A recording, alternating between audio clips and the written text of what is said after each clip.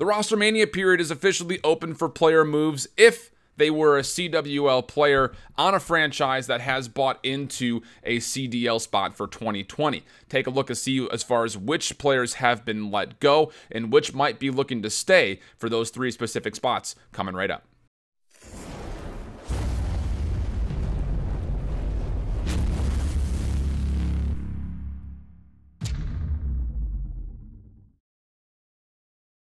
COD fans, welcome back. Good to see you guys. IHOLDSHIFT with you. If this is your first time to the channel, welcome. I do not do just Reddit reads. I do not just do tweet reads. I like to do production value and give you actual reporting on things that are going on with Rostermania. So you will not catch wild speculations or wild rumors out here. If I get close source confirmations as far as potential rumors, if it's from somebody close to the sun, no matter where it happens to be, I'll give those reports to you guys, mostly based on anonymous sources because that's the way that we work. But beyond that, if there are confirmations, I'll give you guys the recap as far as what has happened so far for all of our teams. Now, I have to keep in mind for you guys and just remind you as far as how franchising is working. If you want the full breakdown of everything, make sure you click up on the card that's right there, right? I don't know, it's one of those 2 spots up there. If you missed that video as far as confirming which teams are actually have invested so far into 2020, which teams are CWL teams that have been moved on in, which teams are new, and which teams we're expecting to still buy in, you want to make sure you go back and check out that video. Beyond that, though, I'm just going to at this point assume that you already know, so we're just going to go ahead and start talking about it. There are 3 teams that are currently able to sign players that have been previously on their team. That's a very broad definition, so I'm going to give you guys the exact wording that we know as far as what this Rostermania period will look like over the next week. Existing Call of Duty World League organizations who are transitioning into the new league as a city-based team will have the ability to sign players who are currently on their 2019 Call of Duty rosters. They have 8 days before any of the new organizations can have a chance at other players. So what does that essentially mean? You're looking at Envy, you're looking at Splyce, and you're looking at Optic. Now Immortals, the LA spot, okay? Envy's in Dallas, Splyce is in Toronto, and then the Optic Immortal is in LA. Those 3 teams right now can only essentially say, this player played with us before, we're signing him again for next year on our team. It's a transition period is all this is. You're not going to be getting anybody from outside teams getting signed at this point in time. You're only going to get confirmations as far as this guy played with us last year in 2019. They will also be playing with us next year in 2020. As far as the nomenclature of the team names, I will still, for now, as you'll see them, be calling them by their previous organizations with affiliation to their cities, but we will start making the transition to just talk about just Dallas or just Toronto or just LA as we get more information as far as obviously team brands, but beyond that, what those teams are going to start looking like. But for now, all of the players that you're about to see be talked about are currently signed with the organizations that have bought those spots, not necessarily the city spots as a whole.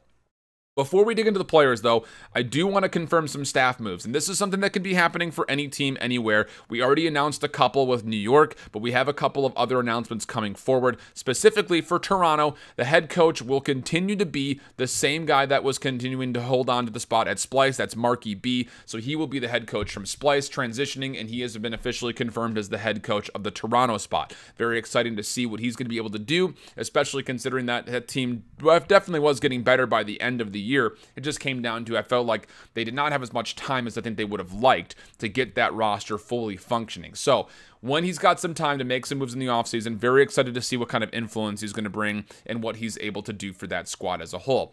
Beyond that, we're also going to be taking a look at Ogre 2, who is going to be confirmed as the general manager of the Florida franchise. Again, that is bought out by the Misfits, also the owners of the Florida Mayhem. As far as that city is concerned, it's mostly based in Miami from what I've been able to gather, but depends on if they will brand as the full Florida team like they did with the Mayhem. I assume that they will, or will they brand with a specific city? Now, if you're not familiar with Ogre 2, Tom was actually a very formidable Halo competitive player, him and his brother both, since the early days of Halo esports. Played for a number of years with a number of titles behind him, and then eventually made a transition to Call of Duty with Call of Duty Ghosts. That was essentially a short-lived career that was mostly formed with him and former Halo pros trying to break into the Call of Duty scene right around the time that the CWL started to become a thing. Kind of makes sense. Would eventually retire from that, and now he's the general manager of the Florida squad. So just really interesting to see what he's going to be able to do as far as his influence and how he might want to have a picture for what this team will eventually look like in Florida. But let's get to the nitty-gritty. This is why probably you clicked on the video, and what you want to know are confirmations of players that are at least on those three aforementioned teams of Toronto, Dallas, and LA, or other words, Splyce, Envy, and Optic Immortals. What's going to be happening with those players that are currently there? We have yet to get any official signings or transitions from one team to another yet, but there have been a handful of players that have been put on restricted free agency from the parent organizations. Let's start off with the big one. Again, the Dallas spot will be encapsulated by Envy. Again, all of these players are currently on the Envy roster as far as their organization goes and their contracts go. Aches, restricted free agency. Silly, restricted free agency. Assault, restricted free agency.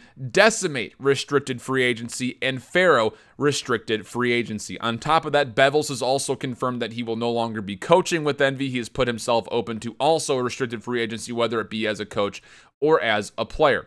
Also, interestingly enough, Huke, as you remember, was put on loan by Envy, has also put Envy back into just about everything that he has. So his loan has ended to Splyce, and he's back on the squad of Envy.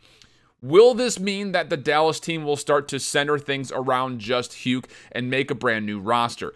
It's looking like yes. I don't want to dig too far into that because there's no confirmations, but it looks like based on how Dallas and how this Envy team have kind of postured themselves so far in the moves, that looks to be the case. They're going to be open to making new players happen. So what we know right now is that Huke is the only player not moved to restricted free agency. Has he been re-signed to the Dallas team? No, not at the time of my recording of this video, but we do know that Aches, Silly, Assault, Decimate, and Pharaoh will likely not be on that squad. Is it possible that they could potentially still be added back into that Dallas roster at the moment? Yes, because their contracts are still there, but the restricted free agency means that the organization is putting them out there for either trades or just simple buyouts of what their contracts currently entail. Again, that means that, their contract still means that they still are owned by Envy, but they are in the potential of being bought out. It means that they very well could still be a part of Dallas. They could still be offered. But if you're getting the information that, hey, we're putting you on restricted free agency, it means that Dallas probably does not want to sign these players, at least as of now. So at the moment, Huke, the only player not put on restricted free agency or any kind of free agency with the Dallas Envy team. Other news that's been going around with teams that are currently invested in the CDL comes from the Toronto or the Splyce organization, of which Temp has also been putting out that he is a restricted free agent from the Splyce organization, which again means that someone will have to buy out his contract to get the rights to signing him for the 2020 season. Also known as Splyce or Toronto, not necessarily interested in using Splyce as one of their players. This is kind of a little bit of a surprise, I think, for me, because I think it really felt like right when Toronto announced that they were going to be a team for the CDL, they had a bunch of branding that included all 5 players from Splyce, and it looked like we're just going to let all 5 players become the new Toronto team. That essentially seems to be no longer the case. Toronto very much so interested in making moves, and the Splyce organization is definitely open to that, outside of obviously confirming so far that Marky B will in fact be their coach. Now, beyond that, we haven't heard anything about the Optic Immortals LA spot as far as that roster goes. I know a lot of you guys are losing your mind about Scump to Envy. Those were whispers and rumors that were not worth reporting, and it turns out that those things were completely untrue and unvalidated. So that's why we don't do videos like that here. Beyond that, though, you also got to keep in mind that other teams are making moves. These are all organizations that have yet to, or are probably not going to, buy into the CDL spots. That includes teams like Elevate, Enigma 6. We also have Midnight. Beyond that, we also have Units in UYU. We don't anticipate those teams potentially getting a spot. Enigma 6, I'm sure at one point was probably interested in it because they definitely have the money, but it doesn't look like that's probably going to turn up to be the case. The only other team right now that looks like they very well could still be a CWL team turned to a CDL city-based franchise would be FaZe Clan in specific, but also E United I'm also keeping my eyes on. FaZe Clan, you got to remember, got all of the players they sent out on loan when they didn't make the CDL initially from the PLQ. They have gotten all those players back. So that includes not only their current roster, but also Attach, Priesta, Crowder, Gravity, and Phantoms. 5 players / coaches that are all back underneath the FaZe contract. there are a lot of possibilities that can happen with this FaZe team. Will they potentially buy into a city-based franchise spot? That conversation is looking more and more likely as we keep hearing whispers, but again, all we know is that so far they have not been confirmed as a spot, but they would have a pick of the litter as far as making a new team if they so chose to going into 2020, with the potential, again, of having players like Priesta and Attach, who have been carrying their squad so far, and Crowder, who just had a lot of success as the 100 Thieves coach. Will he potentially be there with FaZe Clan? Hard to say for now.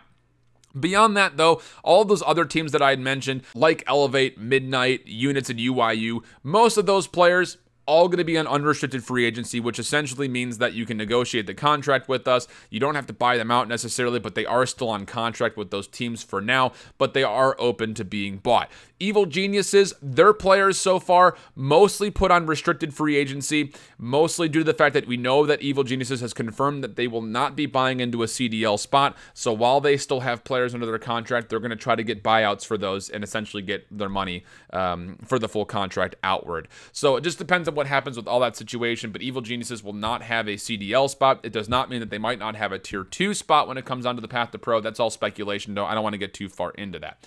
We will start seeing some moves. We will start seeing some confirms. Maybe we won't see any at all. I mean, so far, again, out of the 12 teams that we're anticipating for the CDL in 2020, only 3 of them are holding on to CWL spots from the previous year. So that means that only those 3 teams can make moves over the next 7 days. I don't know. We see that Envy has pretty much dropped everybody. So they're looking to make major moves. We won't be able to get in touch with those until after the Rostermania period is completely opened up. But beyond that, Splyce is obviously open to making moves, and we haven't heard much as far as what's going on with the LA Immortals spot when it comes down to the Optic brand as a whole.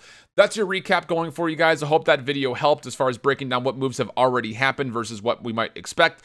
And again, hopefully if you enjoyed the video, you will subscribe and hit that notification bell to get notifications on when my videos do pop up in your feed. Beyond that, though, we'll catch you guys for the next one. Until then, hope you keep holding it down. Later. Bye-bye.